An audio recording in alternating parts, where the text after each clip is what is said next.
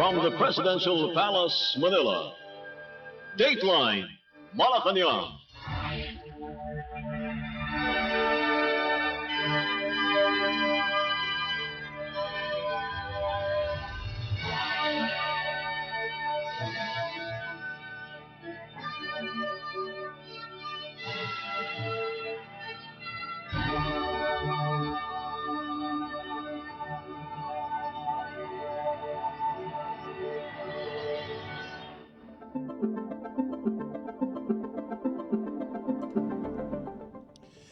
Good day. Radio Pilipinas World Service can also be heard on shortwave broadcasts through the shortwave facilities of the United States Agency for Global Media or Voice of America on the following shortwave frequencies: 15.640 MHz, 17.750 MHz, and 21.720 MHz. I'm your host, Leo Magpayo, and this is Dateline Malacañang. 2 Filipino seafarers have been killed, 12 injured, and 1 remains missing following a string of attacks on commercial vessels operating in the Black Sea amid escalating tensions from the Russia-Ukraine war.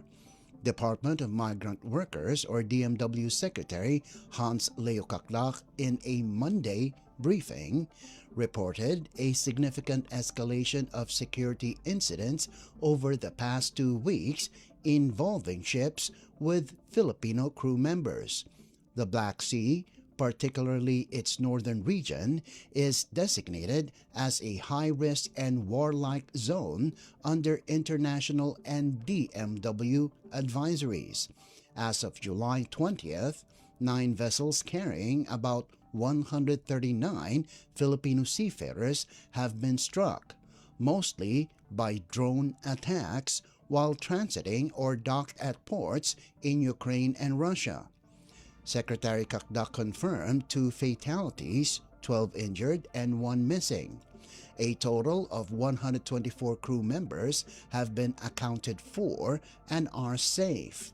Most affected vessels were bulk carriers and oil product tankers damaged while at port, at anchorage, or shortly after departure. The DMW and Overseas Workers Welfare Administration or OWA are coordinating with manning agencies and ship owners to assist their crews. 4 of the injured have already been repatriated, while 8 others are receiving medical and psychological care at an undisclosed location. Evacuation and repatriation arrangements for affected crew members are ongoing. Magpayo said the first fatality occurred in a July 6 attack, with repatriation of remains now being arranged. The second fatality was reported on Sunday, and the department is meeting with the family to provide full assistance. As of July 29, ships carrying Filipino seafarers have reportedly been attacked, and primarily through drone strikes while transiting or berth at ports in Ukraine and in Russia.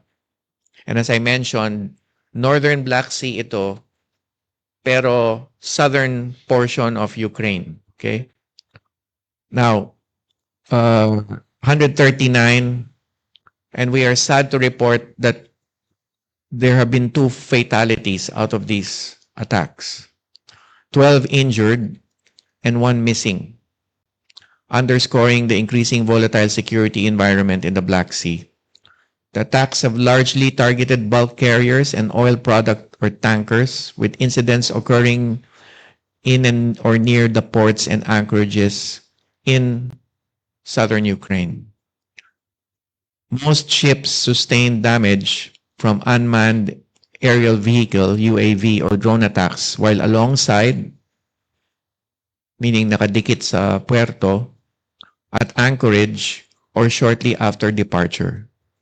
And the DMW, as well as the OWA, have been monitoring through the licensed manning agencies and closely coordinating with such licensed manning agencies and ship principals or ship owners to ensure the safety and welfare of affected Filipino seafarers.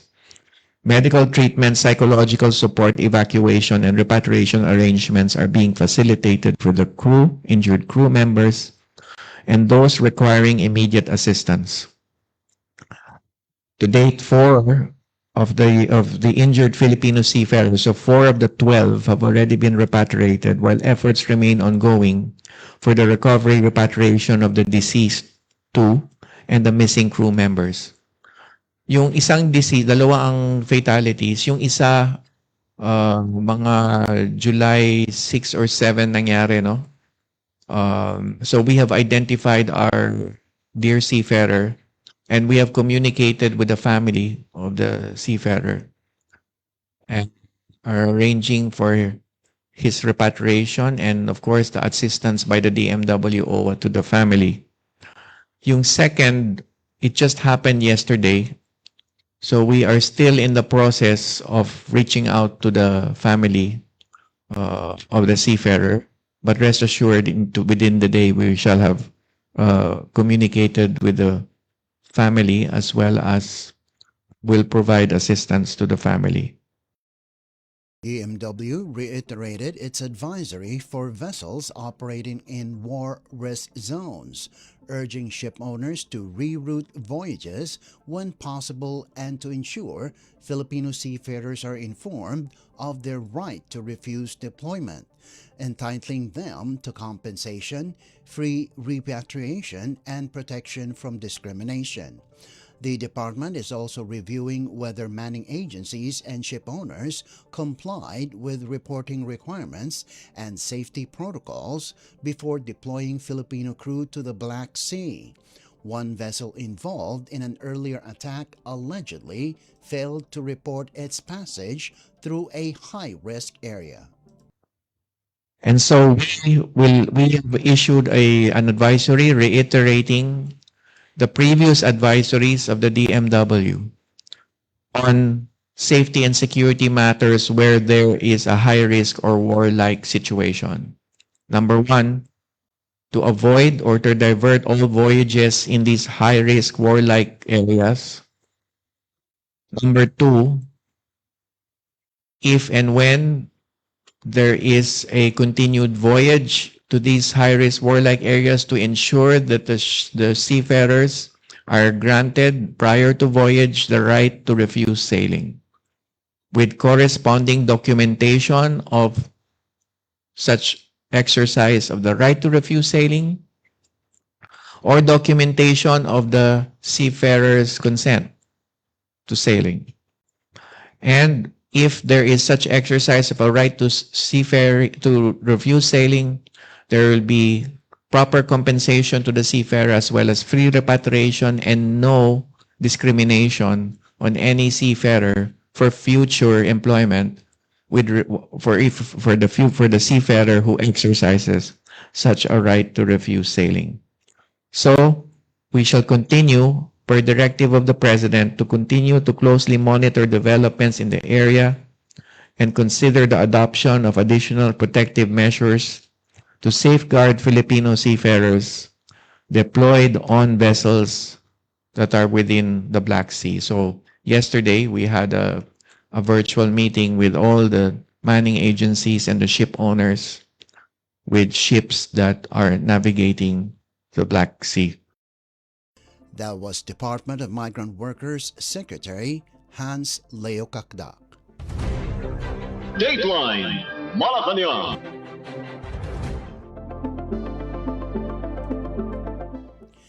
The Department of National Defense, or DND, has condemned what it calls another act of violence and harassment by China Coast Guard personnel against Philippine Navy servicemen aboard BRP Sierra Madre in Ayungin Shoal.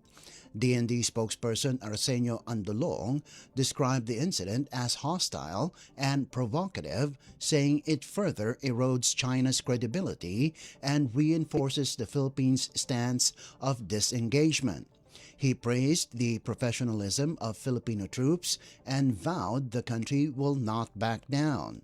According to the Armed Forces of the Philippines, a China Coast Guard or CCG rigid hull inflated boat approached BRP Sierra Madre at close range, ignored warnings, and escalated the encounter. A Chinese crew member reportedly struck a Navy personnel with a wooden baton, injuring him and damaging a rubber boat. Medical aid was immediately provided. The AFP said the assault shows blatant disregard for safety and heightens tensions in the West Philippine Sea. Despite the aggression, Filipino personnel followed rules of engagement and continued their lawful mission within the country's exclusive economic zone. Both the AFP and the National Task Force for the West Philippine Sea called on China's Coast Guard and maritime militia to stop illegal and coercive actions and respect the 2016 arbitral award affirming the Philippines' maritime rights.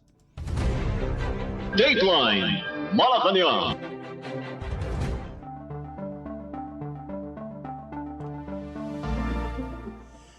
Malacañang said Monday that President Ferdinand R. Marcos Jr. is supporting the government's condemnation of an artificial intelligence or AI-generated video released by Chinese state-run media that depicted Filipinos as monkeys. Palace Press Officer Claire Castro confirmed the president personally viewed the video and was briefed by Foreign Affairs Secretary Maria Teresa Lazaro and Defense Secretary Gilberto Teodoro Jr. Castro said the portrayal was offensive and unacceptable to any Filipino. Opo, napanood niya po to at nag-report naman din po ang si Secretary Tess Lazaro, si Secretary Gibo Teodoro. At nakita na po natin kung ano pong mensahe ng mga ahensya. At ito po ay sinusuportahan po ng Pangulo. Lahat ng Pilipino. Hindi na natin kailangang makita kung anong reaksyon ng Pangulo dahil kahit sino man sa Pilipino, hindi magiging maganda ang pagtanggap, hindi matatanggap yung ganung paglalarawan sa mga Pilipino na bilang unggoy. Siguro meron lang tayo ilang opisyal na tanggap na sila unggoy, pero ang Pangulo ay hindi. About calls to summon the Chinese ambassador, Castro said the Department of Foreign Affairs or DFA is already addressing the matter. Ang po natin ay gumagawa na rin po ng aksyon si Secretary Tess Lazaro patungkol po dyan. Kung ano po ang balak ng Senado, nasa kanila po yan at mandatory naman po nila na alamin ang mga pangyayaring ito at para maipakita din sa ating mga kababayan na kinukundina natin ang anumang pagmamaliit sa mga kapwa nating Pilipino. The controversy stems from AI-generated content and editorial cartoons released by China Daily targeting the 2016 South China Sea Arbitral Award. The DFA denounced the material as demeaning, dehumanizing, and racist, insisting political disputes never justify such imagery and demanding its removal. Defense Secretary Teodoro earlier said the video reflects the Chinese Communist Party or CCP's view of Filipinos and exposes its moral and intellectual bankruptcy. He noted the incident reinforces the government's suspension of ministerial-level and AFP engagements with the CCP. Lawmakers have likewise condemned the material and renewed calls for a more independent foreign policy amid rising tensions in the South China Sea. Dateline Malacañang.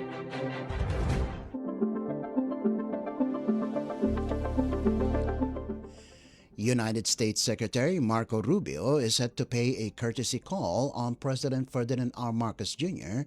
during his visit to Manila from July 19 to 23 for a series of Association of Southeast Asian Nations or ASEAN ministerial meetings. Palace Press Officer Claire Castro confirmed the upcoming meeting but did not disclose further details. Rubio is in the country to participate in high-level engagements hosted by the Philippines as this year's ASEAN chair, including the ASEAN Post-Ministerial Conference, the East Asia Summit Foreign Ministers Meeting, and the ASEAN Regional Forum. He is expected to meet foreign ministers and senior officials from Southeast Asia and regional partners. President Marcos and Rubio previously spoke by phone last month, discussing regional developments, economic priorities, and bilateral trade. The Philippines and the United States, treaty allies under the 1951 Mutual Defense Treaty, have expanded cooperation in recent years to strengthen regional security, economic resilience, and people-to-people ties. Both countries, along with partner nations, are currently developing the Luzon Economic Corridor, an international infrastructure and supply chain initiative linking Subic Bay, Clark, Metro Manila, and Batangas to create a globally competitive economic hub. Dateline Malacañang.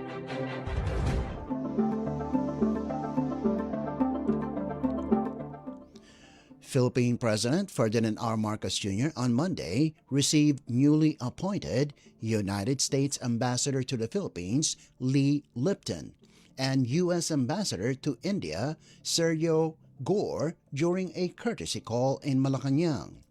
The meeting underscored efforts to deepen regional cooperation, expand economic ties, and boost digital trade between Manila and Washington. President Marcos and the two American envoys also reaffirmed their shared commitment to a free and open Indo-Pacific, strengthening the century-old Philippine-U.S. alliance. The courtesy call comes ahead of the Quad ministerial meeting where a U.S. representative is expected to participate. The gathering will take place on the sidelines of the 59th Association of Southeast Asian Nations, or ASEAN Foreign Ministers meeting in Manila, with discussions centered on advancing the newly launched Indo-Pacific Maritime Surveillance Collaboration.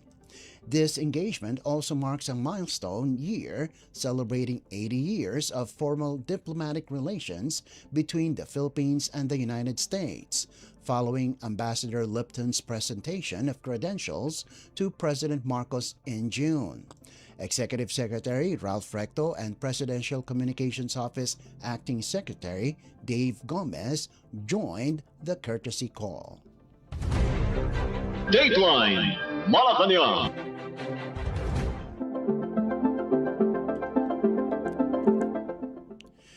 Also on Monday, Malacañang said the proposed 1,620-hectare Pax Silica project in New Clark City will uphold national interest, protect the environment, and safeguard host communities amid questions over foreign involvement, water supply, and possible displacement.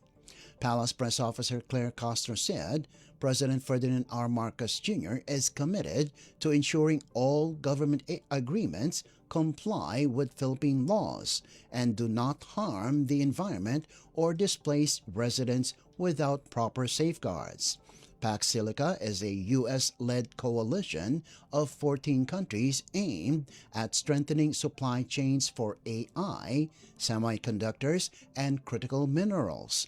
The Philippines has identified a site in Capas, Tarlac Province for an advanced manufacturing and AI hub under the initiative. While the project has drawn support for its investment potential, concerns have surfaced over water resources, land rights, and community impact.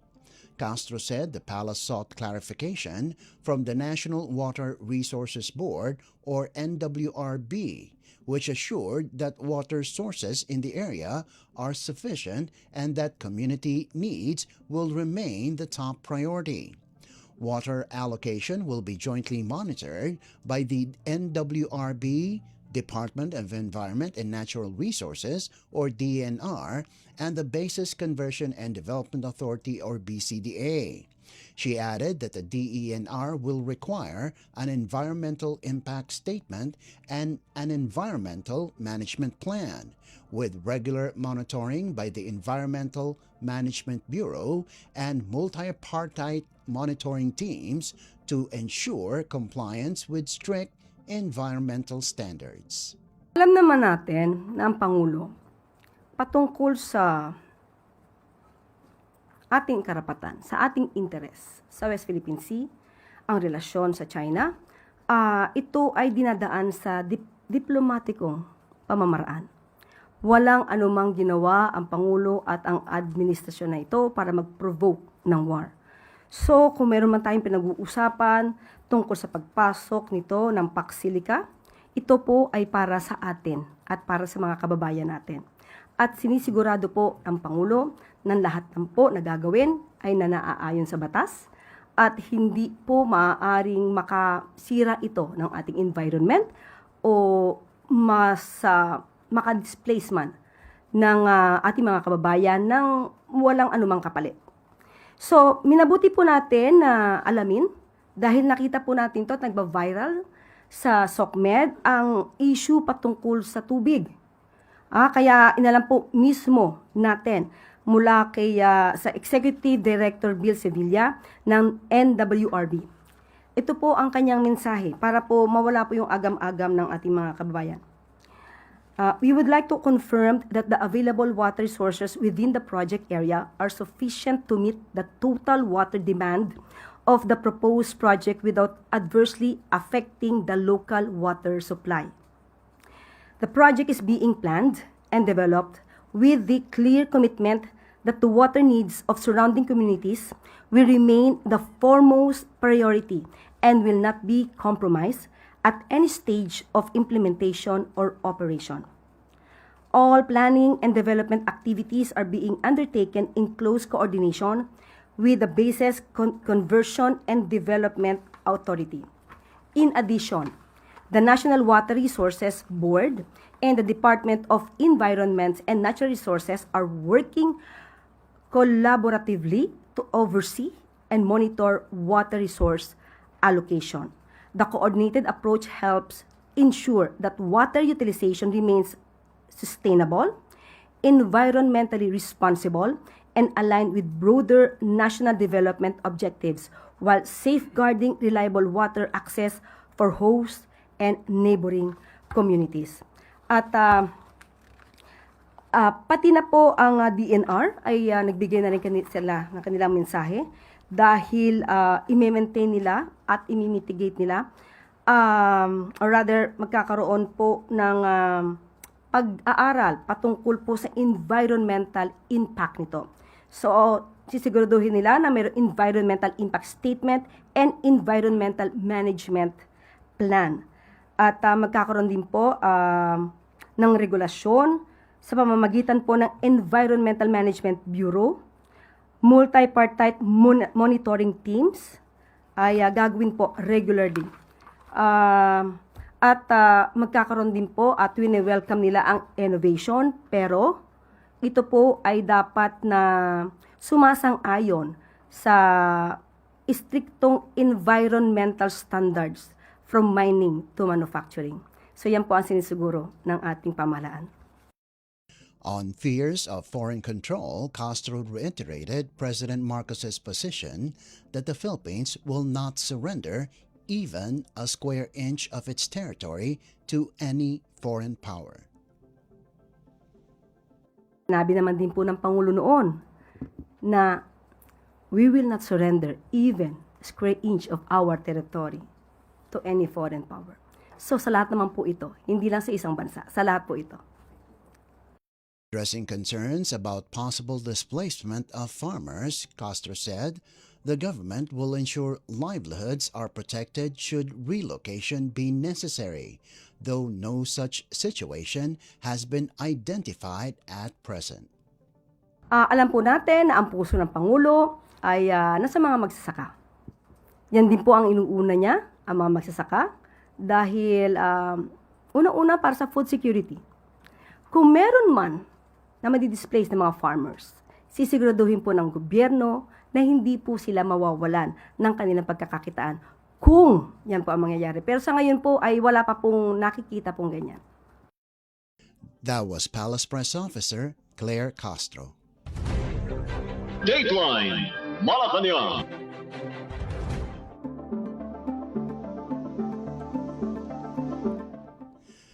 Malacañang on Monday refuted Senator Alan Peter Cayetano's claim that President Ferdinand R. Marcos Jr. rejected his proposal to grant 10,000 pesos in cash assistance to every Filipino family, saying the measure never even reached the President.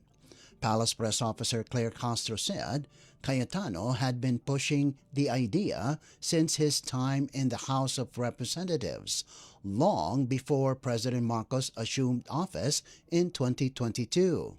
She noted the proposal failed to secure congressional approval and was not funded in the 2022 national budget, making it impossible for the president to have rejected it. Castro likened the unapproved measure to an unfulfilled campaign promise, saying Cayetano cannot accuse the president of rejecting something that never progressed. She added that Cayetano himself previously described the proposal as a mere legislative idea and urged the senator to take responsibility for failing to move it through Congress. Castro said Cayetano should not pass off his slow action and inability to fulfill his promises to others, comparing the situation to former President Rodrigo Duterte's unfulfilled jet ski campaign pledge. Unang-una, itong panukalang 10,000 pesos na ayuda sa bawat pamilya ay isinulong ito nang siya pa ay miyembro ng Kongreso. At nung hindi ito umuusad, ang una niyang sinisi rito ay si Congressman Alfred Vargas. Kasi lumalabas na laging siyang walang sala. At nung May 14, 2021, ito nga ay sabi natin na noon pa ito ipinapanukala. Pero hindi ito umandar, hindi ito umusad, kaya naninisi ng iba. So hindi pa po Pangulo si Pangulong Marcos Jr. dito, ng mga panahon na ito. At ng July 24, 2021, no hindi nga po umusad, ang sabi niya, let's give people 10K, not 10K excuses. Again, dahil hindi ito umuusad sa Kongreso, muli, naninisi siya ng iba. Ang isang panukala, kung maganda naman ang maidudulot at kaya, hindi posible itong ipasa. At nung naipasa ang 2022 national budget, hindi pa rin po Pangulo si Pangulong Marcos Jr. noon. At ikinalungkot niya na hindi ito nabigyan ng pansin dahil hindi na isama sa 5 trillion 2022 national budget. At ito lang June 30, 2022, sinabi niya, sa mga nagbabash sa 10K ayuda, kung kaya ko lang silang bigyan ng tagsa 10,000, binigay ko na sana sa kanila. Pero sa katotohanan, ito'y isang legislative proposal. So, ang ibig sabihin nito, siya muna ang dapat na gumawa ng aksyon. Kailangan niya muna itong paaprubahan sa Kongreso, sa House of Representatives, at saka sa Senado. Kung wala pa po siyang nagagawa, wala pong masasabing ni-reject ang Pangulo, dahil wala po nga siya nasisimulan. Itong mga kahinaan ni Senator Alan Cayetano, kabagalan, at at walang kakayanan sa pagtupad sa kanyang pangako, ay huwag niya pong ipahid sa ibang tao. Akuin niya mismo kung ano ang kanyang kakulangan. Ipinangako niya po itong 10K kada pamilya. hindi na nga po umusad nung siya ay miyembro ng Kongreso. Pero ginawa pa po niya to na pangako sa kanyang pangangampanya. Huwag niya naman sanang gayahin yung pangakong ala jet ski na pang kampanya lang. Officer Claire Castro. Dateline Malacañang.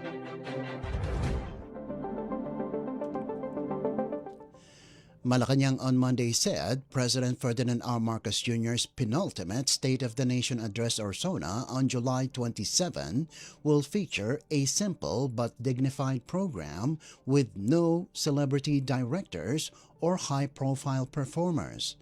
Palace Press Officer Claire Castro said preparations are underway in coordination with the House of Representatives, which will host the annual event. She declined to give details on the president's speech but confirmed that a performer has already been selected to lead the national anthem, though the palace is not yet revealing the name. President Marcos will deliver his fifth SONA before a joint session of Congress outlining the administration's accomplishments, priorities, and legislative agenda. Ang mag-host po kasi ng SONA ay ang House of Representatives. Pero naka-align po ang ehekutibo, ang Office of the President, dahil ang panawagan po dito ay simple lamang po, simpleng okasyon, ang gagawin lang natin na sa gagawing SONA ay simple lamang po at wala pong celebrity directors or mga big A-listers na magpe-perform. So, simple lang pero dignified ang gagawin pong pagsasagawa po ng isang national event katulad po ng SONA. Kung may napupusuan po siya na aawit ng national anthem, meron na po. At alam ko na rin po, pero hindi ko po alam, magpapaalam muna ako kung dapat ko na siyang sabihin. Baka sabihin, wag muna at kailangan na may surprise. Pero pag ako po'y pinayagan na, babanggitin ko po kahit po bukas. That was Palace Press Officer Claire Castro. Dateline Malacañang.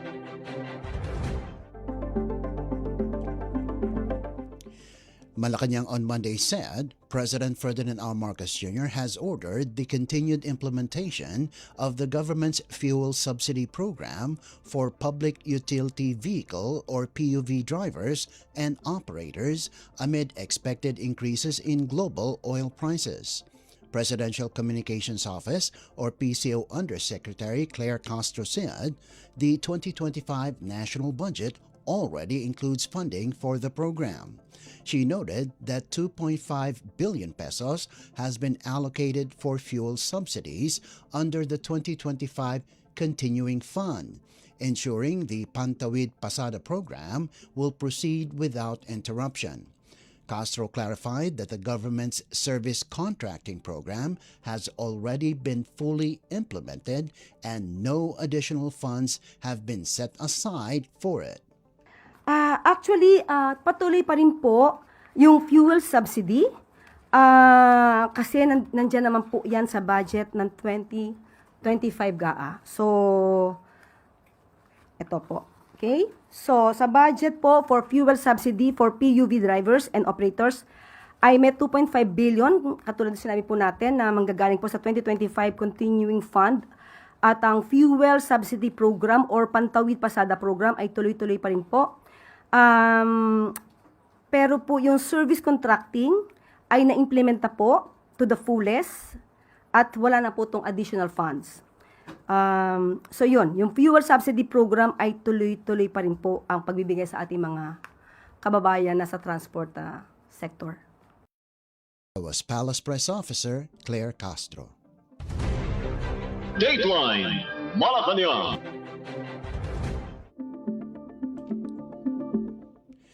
Still on Monday, Malacañang said President Ferdinand R. Marcos Jr. has directed the Department of Transportation or DOTR to prioritize the rehabilitation of Bagabag Airport in Nueva Vizcaya Province as part of efforts to strengthen tourism and attract investments in the province.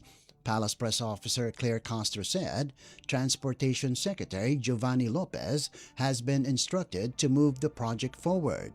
She added that the Civil Aviation Authority of the Philippines, or CAAP, will initially allocate funds while waiting for the airport's budget to be included in the 2027 national appropriations. The provincial government, led by Governor Jose Gambito, has long pushed for the airport's modernization to improve connectivity and support the region's economic growth. Nakausap natin si Secretary Banoy Lopez at iniutos sa kanya na i-prioritize ang Bagabag Airport.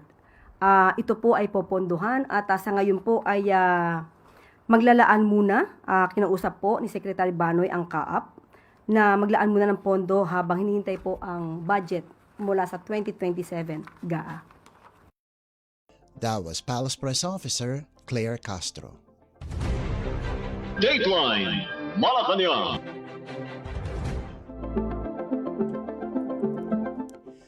Meanwhile, Malacañang said President Ferdinand R. Marcos Jr. has directed the Department of Public Works and Highways, or DPWH, to accelerate road widening projects in Nueva Vizcaya Province, particularly along traffic-congested and accident-prone portions of the National Highway.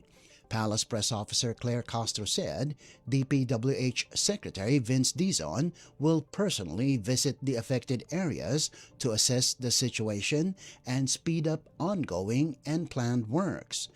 She noted that the initiative aligns with continuing road widening efforts along the Maharlika Highway and other major routes nationwide. The palace assured residents and motorists that Secretary Dizon will address concerns over congestion, road repairs, accidents, and the movement of heavy vehicles along the route.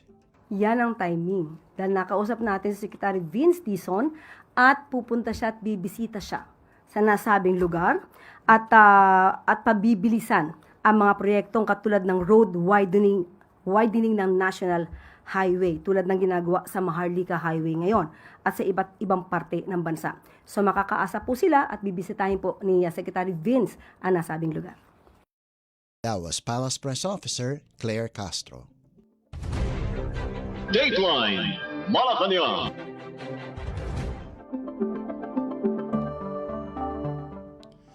Malacañang on Monday reported that over 174.6 million pesos in cash assistance and livelihood support has been distributed to more than 20,000 workers, farmers, and vulnerable beneficiaries across Negros Island and Siquijor, following President Ferdinand R. Marcos Jr.'s directive to aid those who need it most. Palace Press Officer Claire Castro said the president wants expanded livelihood opportunities as the newly established Negros Island region continues to take shape. Labor Secretary Francis Tolentino led the distribution of 7.4 million pesos in livelihood grants to 174 beneficiaries under the Department of Labor and Employment, or DOLE, Integrated Livelihood Program in partnership with the Danawan Agrarian Reform Beneficiaries Association. Castro said DOLE continues to support various livelihood ventures, including agribusiness, rice and corn milling, livestock raising, vegetable farming, and small enterprises to help beneficiaries secure long-term income. She added that DOLE also allocated funds for the Tulong Panghanap Buhay sa Ating Disadvantaged Displaced Workers, or TUPAD Emergency Employment Program, providing temporary jobs to displaced, underemployed, and seasonal workers in Negros Oriental, Negros Occidental, and Siquijor. Beneficiaries took part in community projects such as repairing public facilities and cleaning roads and public spaces.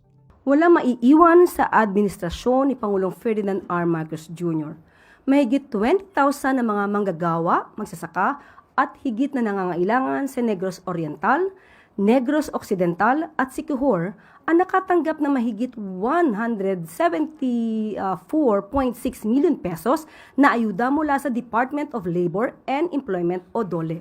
Sa pangunguna ni Labor Secretary Francis Tolentino, may kabuuang 174 beneficiaries ang nabigyan ng mahigit 7.4 million pesos na livelihood grants sa ilalim ng DOLE, Integrated Livelihood Program o DILP, sa pakikipagtulungan sa Danawan Agrarian Reform Beneficiaries Association. Nais ng Pangulo na palawakin ang mga oportunidad sa trabaho at kabuhayan habang pinatitibay ang bagong tatag na Negros Island Region. Hinihikayat naman ng mga kawani ng DOLE na magpatuloy sa paghahatid ng mas maayos na serbisyo publiko. Ang tulong na ito ng pamahalaan ay sumusuporta sa iba't ibang proyekto katulad ng agribusiness, rice at corn milling, rice trading, livestock production, vegetable farming at maliit na negosyo upang magkaroon ng pangmatagalang pagkakakitaan ang mga beneficiaries. Naglaan din ang DOLE ng pondo para sa tupad na magbibigay ng pansamantalang trabaho sa libu-libong beneficiaries sa Negros Oriental, Negros Occidental at Siquijor. Kabilang sa kanilang gagawing proyekto ang pagkukumpuni ng mga pampublikong pasilidad, paglilinis ng mga kalsada at iba pang gawaing pangkomunidad. Was Palace Press Officer Claire Castro. Dateline Malacañang. And finally, Malacañang on Monday said President Ferdinand R. Marcos Jr. has directed authorities to strictly enforce immigration laws in Siargao as the government pushes responsible tourism and strengthens safety measures in one of the country's top tourist destinations. Palace Press Officer Claire Castro said Bureau of Immigration or BI Commissioner Joel Viado has intensified coordination with local government units or LGUs, the Land Transportation Office or LTO, law enforcement agencies and tourism stakeholders to ensure compliance with immigration rules and protect both residents and visitors. Castro added that the BI will begin capacity building seminars this month for local officials and frontline personnel to improve their understanding of immigration laws, proper case endorsement, and interagency coordination. The LTO, meanwhile, is seeking tighter coordination with the BI to address traffic violations involving foreign motorists, including driving without a license, drunk driving, and other infractions. Castro said the BI emphasized that immigration laws will be enforced fairly and professionally. She added that the government is committed to safeguarding the welfare and security of the public while ensuring the safety of foreign tourists enjoying the country's attractions. Ang mag-host po kasi ng SONA ay ang House of Representatives. Pero naka-align po ang ehekutibo, ang Office of the President, dahil ang panawagan po dito ay alinsunod sa direktiba ni Pangulong Ferdinand R. Marcos Jr. na tiyaking nasusunod ang immigration laws sa Siargao. Muling nakipag-ugnayan si Bureau of Immigration Commissioner Joel Viado sa mga lokal na pamahalaan ng nasabing isla, kasama ang Land Transportation Office, law enforcers at ibang kinatawan ng sektor ng turismo. Maliban sa pagsulong sa mga batas sa imigrasyon, layunin din ng pakikipag-ugnayan ni Commissioner Viado na isulong ang responsableng turismo at mapanatili ang kaligtasan ng publiko. Magsisimula rin ang Bureau of Immigration ng kanilang capacity building seminars ngayong buwan para sa mga lokal na opisyal at iba pang frontline personnel upang palawakin ang kanilang kaalaman sa immigration laws, tamang pagre-refer ng mga kaso at interagency coordination. Iminungkahi naman ng LTO ang mas mahigpit na pakikipag-ugnayan sa Bureau of Immigration upang matugunan ang mga paglabag sa batas trapiko ng ilang dayuhang motorista, kabilang ang pagmamaneho ng walang lisensya, reckless driving at pagmamaneho ng lasing. Binigyan diin naman ng Bureau of Immigration na mananatiling patas at profesional ang pagpapatupad ng batas sa imigrasyon. Sa administrasyon ni Pangulong Marcos Jr., isinusulong ng pamahalaan hindi lang ang kapakanan at seguridad ng taumbayan, kundi kasama ang mga dayuhang turista na tumatangkilik sa ganda ng Pilipinas. Heard Palace Press Officer Claire Castro. Dateline Malacañang. Before we conclude our program, Radyo Pilipinas World Service of the Presidential Broadcast Service can be heard over the following shortwave frequencies: 15.640 MHz, 17.750 MHz, and 21.720 MHz.